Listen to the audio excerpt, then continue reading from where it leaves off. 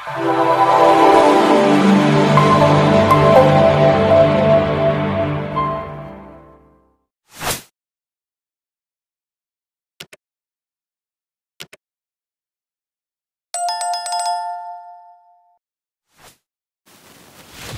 मुजाहिद साहिबान, इससे पहले आप इस वलवलांगेज दास्तान की 11 किस्तें समाअत फरमा चुके हैं। आइए किस्त नंबर 12 की तरफ बढ़ते हैं। रात 9 बजे काला बच्चा अपनी बड़ी सी गाड़ी खुद ही ड्राइव करते हुए हनुमत रोड वाली कोठी के बाहर आकर रुका। उसने एक दो बार हारन बजाया मगर गेट ना खुला। गेट पर मौजूद सिक्योरिटी गार्ड्स का कहीं पता नहीं था। कम वक्त जाने कहाँ मर गए हैं। वो बुड़बड़ाता हुआ बगड़ी खिड़की से अंदर दाखिल हुआ और गेट खोलने के बाद गाड़ी अंदर ले आया।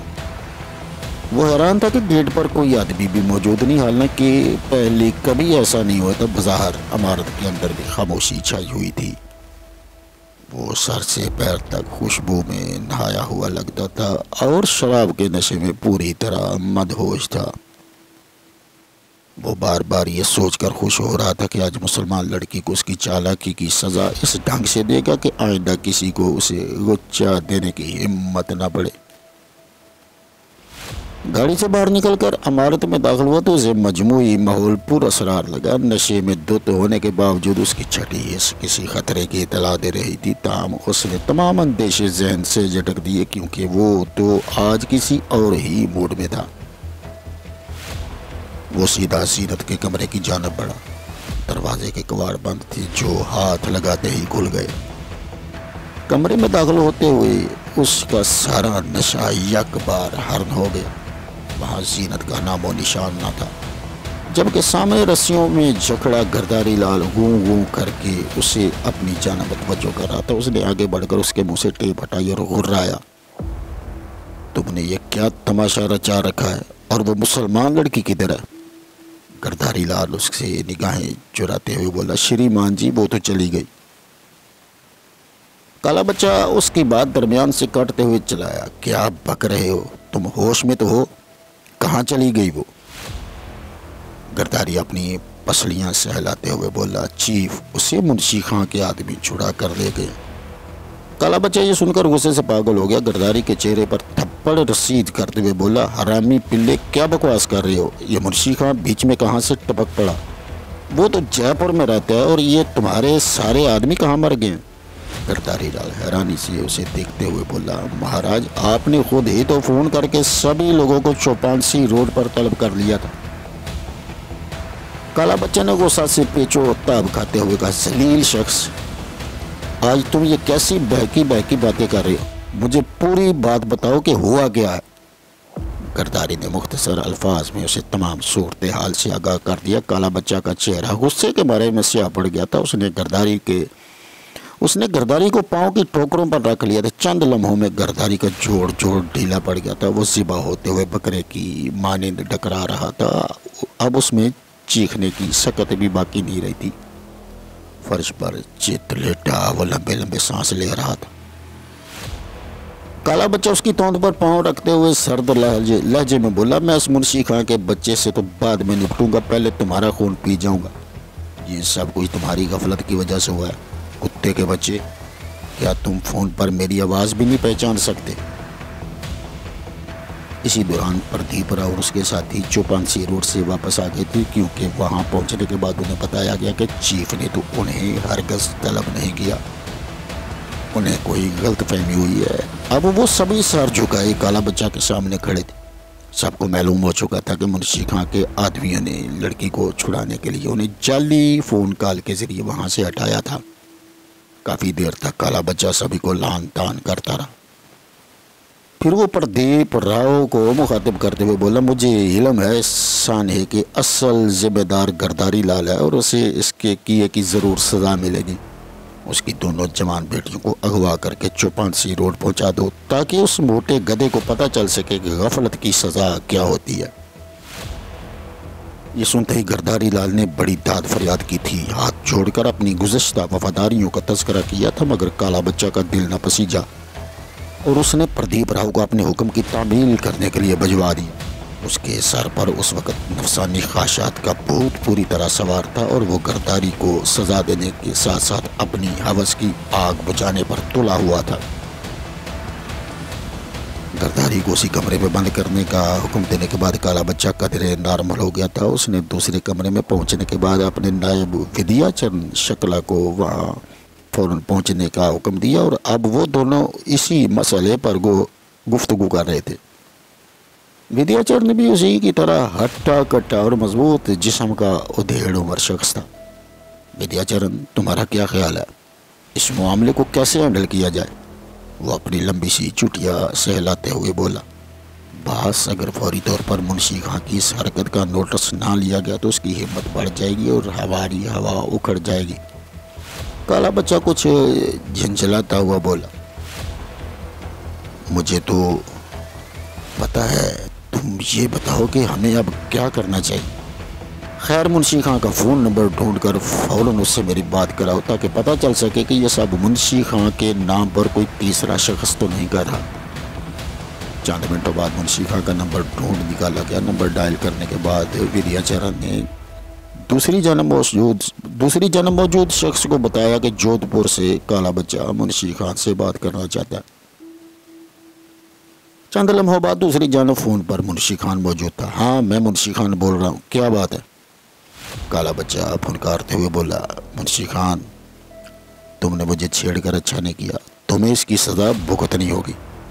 दूसरी जानब मुंशी खान खुश दिली से क्या कहा लगाते हुए बोला, श्रीमान जगल प्रसाद पांडे और काला बच्चा जी, आखिर किस बात पर इतना खफा हो रहे हैं? पता तो चले आखिर हुआ क्या है। काला बच्चा बावले कुत्ते की मानद गुर्राते हुए बोला, मुंशी खान, चंद बरस पहले बजरंग दल की मुकामी क़यादत को ख़त्म करने के बाद गालिबन तुम अपने आप को बहुत बड़ा सूरमा समझने लगे, मगर याद रखो जब ऊँट पहाड़ के नीचे आएगा तो उसे अपने कद काठ का सही अंदाज़ा हो जाएगा। मुंशी खान संजीदगी इख्तियार करते हुए बोला, देखो मिस्टर पांडे, मैं कभी भी बड़े हाँकने का आदी नहीं रहा और ना ही कभी मैं खुश फहमी में मुब्तला हुआ। अलबत्ता तुमसे इतना ज़रूर कहूँगा कि इन बेगुनाह लोगों पर जुल्म ढाने से बाज आ जाओ, वरना वक्त ये फैसला करेगा कि हम दोनों में से कौन ऊँट है और कौन पहाड़। और याद रखो, वक्त के फैसले बड़े तबाहकुन होते हैं, इसलिए बेहतर है। अभी मुंशी खां की बात जारी थी कि काला बच्चा ने निहायत गलीज गाली देते हुए फ़ोन बंद कर दिया। वो विद्याचरण की तरफ देखते हुए खशमकी लहजे में बोला, ये मुंशी का बच्चा अपने बारे में कुछ ज़्यादा ही खुशफहमी का शिकार है। ये तब तक बाज नहीं आएगा जब तक ईंट का जवाब पत्थर से नहीं दिया जाता। शिकला उसकी तायद करते हुए बोला, बस यकीनन आप सही कह रहे हैं, हमें फौरी तौर पर जोधपुर में मौजूद मुंशी खां के ख़ास आदमी और ठिकानों की लिस्ट तैयार करनी होगी। मुझे यकीन है कि उस्ताद हामिद भी इसी का आदमी है और इस सारी कारस्तानी में उसी का हाथ है। काला बच्चा शराब का घूंट हलक से उतारते हुए बोला, तुम किसी हद तक सही कह रहे हो। बहरहाल मुझे वो लड़की जिंदा या मुर्दा फौरी तौर पर चाहिए, क्योंकि अब ये मेरी अना का मसला है। इसके अलावा पहली किस्त के तौर पर उस्ताद हामिद को ख़त्म कर दो ताकि मुंशी खां का दिमाग कुछ ठिकाने आ जाए। जीनत को काला बच्चा की कैद से छुड़ाने के बाद मुंशी खां के आदमी उसे बाहिफाजत अपने ठिकाने तक ले आए थे। वहां चंद घंटे रुकने के बाद उसे 2 आदमियों की हिफाजत में जयपुर रवाना कर दिया गया था, क्योंकि मुंशी खां जानता था कि जीनत के फरार होने के बाद काला बच्चा के आदमी बावले कुत्तों की तरह चारों तरफ हाथ पांव मारेंगे। लिहाजा उसे जोधपुर में रखना खतरे से खाली नहीं, क्योंकि जोधपुर और उसके गिरदो नवा में काला बच्चा की हैसियत मुसल्लमा थी। इसीलिए मुंशी खां मजीद किसी किस्म का रिस्क नहीं लेना चाहता था। रात के पिछले पैर एक छोटी सी कार में जीनत मुंशी खां के 2 साथियों के हमरा जयपुर की जानब महव सफ़र थी। इल्मुद्दीन और यूसुफ नामी 2 अफराद उसकी हिफाजत पर मामूर थे। जयपुर हाईवे को छोड़कर वो लोग जानबूझकर जैली सड़कों पर सफ़र कर रहे थे। वो सूचत सिटी और नागौर से होते हुए रतनगढ़ पहुंचे और वहां से जयपुर के लिए मुड़ गए। रास्ते में उन्हें किसी गैर मामूली रुकावट का सामना न करना पड़ा। सारा रास्ता जीनत ने तकरीबन खामोशी से काटा था। उसके जहन में कई बार ये खदशा भी पैदा हुआ कि कहीं वो आसमान से गिरने के बाद किसी नई दलदल में तो नहीं फंस गई। उसे यकीन नहीं आ रहा था कि वो इतनी आसानी से काला बच्चा जैसे अफरीद के पंजे से निकल आई है। उसने रास्ते में अपने आम सफ़रों से तफसील मालूम करने की कोशिश भी की थी कि इस हमदर्दी का मुहर्रिक क्या है, मगर यूसुफ का एक ही जवाब था, बीबी हमें खुद भी इस बारे में कुछ मालूम नहीं। आपके सब सवालों का जवाब गालिबन खान के पास है। ज़ीनत को गुज़श्ता रात से जुमला इतनी बार सुनना पड़ा था कि उसे अपने इस हमदर्द मगर नादीदा खान से कुछ चिढ़ सी हो गई थी। उसे समझ नहीं आ रही थी कि उस पुरसरार खान को यक लख्त उससे इतनी हमदर्दी कैसे हो गई। वो इसी शशोपंज की हालत में अगले रोज़ 10 बजे के करीब जयपुर पहुंची। जयपुर के नवाब में दाखिल होने के बाद उसे सीधा अजमेर रोड पर वाक़े मुंशी खान के ठिकाने पर ले जाया गया, जहां एक साफ सुथरे कमरे में उसके ठहरने का बंदोबस्त गालिबन पहले से ही कर दिया गया था। सफ़र की थकावट दूर करने के लिए गुसल वगैरह का इंतज़ाम और साफ सुथरे कपड़े, सभी कुछ पहले से तयशुदा लग रहा था। ताज़ा दम होने के बाद एक मुअम्मर शख्स ने नाश्ता पेश किया। उसने नाश्ता भी इसी ज़हनी कशमकश के दौरान किया। नाश्ते के बाद बर्तन समेटते हुए वही मुअम्मर शख्स बोला, चले बीबी, आपको खान ने याद किया। वो तो खुद इस तजस्सुस में मुब्तला थी कि इस खान से कब मुलाकात होगी। चंद राहदारियाँ मुड़ने के बाद वो उस उम्र रसीदा शख्स की रहनुमाई में एक बड़े से कमरे में दाखिल हुई, जिसका फर्नीचर नहायत सादा था। एक बड़ी सी मेज़ के अकब में एक जवान उम्र शख्स बैठा उसी की जानब देख रहा था। उसके एहतराम में अपनी कुर्सी से हल्का सा उठा और मुस्कुराते हुए उसे अपने अपने सामने बैठने का इशारा किया। ज़ीनत सामने बैठने के बाद कतरे गुस्सेली नज़रों से उसे घूरने लगी। वो शख्स उसकी हालत से कुछ महजूज होते हुए बोला, कहो ज़ीनत बीबी, सफ़र में किसी किस्म की परेशानी तो नहीं हुई? ज़ीनत उसका सवाल नज़रअंदाज करते हुए बोली, मिस्टर, मेहरबानी फरमाकर आप मुझे खान से मिलाएं ताकि मैं उससे इतनी मेहरबानियों का मकसद पूछ सकूं। वो शख्स हल्की सी मुस्कुराहट के साथ बोला, ज़ीनत बीबी, मैं ही मुंशी खान हूँ। तुम तो बड़ी खफा नज़र आ रही हो, खैरियत तो है? कहीं मेरे किसी आदमी से कोई कोताही तो नहीं हुई? ज़ीनत उसी लहजे में बोली, नहीं, कोई कोताही नहीं हुई, और इसी वजह से मैं हैरान भी हूँ और परेशान भी कि आखिर आपको बैठे बिठाए मेरी ज़ात से इतनी हमदर्दी कैसे पैदा हो गई। यकीनन इसके पसे पर्दा आपका कोई मुफाद होगा। मुंशी खां की कुशादा पेशानी पर हल्की सी शिकन उभरी। गालिबन वो इस लबो लहजे का आदी न था। खुद ज़ीनत भी उसे देखते हुए सोच रही थी कि कल से जिसका नाम सुन सुनकर उसके कान पक गए थे, उस शख्स में बज़ाहिर तो ऐसी कोई बात नज़र नहीं आई जिससे लगे कि उसने इतनी हंगामा खेज़ ज़िंदगी गुजारी है। मुंशी खान उसके चेहरे पर नज़रें जमाए हुए बोला, बीबी, मुझे तुमसे हमदर्दी सिर्फ इस वजह से है कि तुम एक मज़लूम मुसलमान लड़की हो और मेरे चंद दोस्तों ने मुझसे दरख्वास्त की थी कि तुम्हारी मदद करूं। उसकी बात अभी अधूरी थी कि इंटरकॉम की घंटी बाज उठी। मुंशी खान ने इंटरकॉम पर दूसरी जानब पर मौजूद शख्स से चंद लम्हे बात करने के बाद कहा, अच्छा तो वो आ गए, ठीक है, उन दोनों को भी अंदर भेज दो। चंद लम्हों बाद कमरे का दरवाज़ा खुला। सिकंदर और महल सिंह कमरे में दाखिल हुए, जिन्हें देखकर ज़ीनत बेसाख्ता खड़ी हो गई थी। उसके चेहरे पर खुशगवार हैरत थी। अब उसे भरपूर तहफ़्फ़ुज़ का एहसास हो रहा था। सिकंदर और महल सिंह के चेहरे भी उसे देखने के बाद खिल उठे थे। दोनों मुस्कुराते हुए साथ वाली कुर्सियों पर बैठ गए। मुंशी खान जी, हम किन अल्फाज से आपका शुक्रिया अदा करें? हमें तवक्को नहीं थी कि आप ये काम इतनी आसानी से कर लेंगे। मुंशी खान ने जवाब में कुछ कहने के बजाय ज़ीनत को मुखातिब किया, अब तो तुम्हें अंदाज़ा हो गया होगा कि तुम्हारे साथ मेरी हमदर्दी का मुहर्रिक क्या है। यही दोनों तुम्हारे असल खैर खां हैं।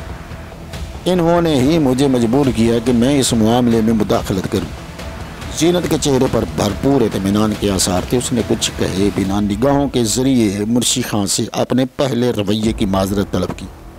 सिकंदर और महल सिंह ने ज़ीनत से उसकी खैरियत दरियाफ़त की। वो तो उस वक़्त तशक्कुर के ऐसे बोझ तले दबी थी जिससे निकलना तकरीबन मुहाल था। उसकी आंखें खुशी के आंसुओं से भीग रही थी। अशोक बाबू, मैं आपका शुक्रिया कैसे अदा करूं? आपने और सरदार जी ने मेरे लिए जो कुछ किया है इसका सिला मैं नहीं, बस मेरा खुदा ही दे सकता है। सिकंदर मुतमईन लहजे में बोला, जीनत, इसका सारा क्रेडिट मुंशी खान जी को जाता है। हम लोगों का किरदार तो बस वाजिबी सा है। माहौल इंतहाई खुशगवार हो चुका था। मुंशी खान धीरे से बोला, चलें अब इस सताइश बाहमी का सिलसिला ख़त्म करें और आइंदा का लाए अमल सोचें। पहली बात तो यह है कि मिस्टर अशोक, मेरे ख्याल में जीनत को ये बताने में कोई हर्ज नहीं कि तुम एक मुसलमान हो, वरना ये खामखा उलझन का शिकार रहे। सिकंदर ने भी इस बात में सर हिला दिया था। ये सुनकर जीनत तो खुशी से तकरीबन उछल पड़ी। खुदा का शुक्र है, वरना मैं खुशी की ज्यादती की वजह से उससे जुमला मुकम्मल भी ना हो पाया। इन सब के दरमियान बातचीत का सिलसिला काफ़ी देर तक जारी रहा। थोड़ी देर बाद सिकंदर उठते हुए बोला, खान जी अब मुझे इजाज़त दें, वापस दिल्ली जाना है। चंद रोज़ बाद दोबारा आऊँगा तो आइंदा की हिकमत अमली तय करेंगे। तब तक जीनत आपके पास ठहरेगी। इसके बाद ये जहाँ चाहेगी उसे पहुँचा दिया जाएगा।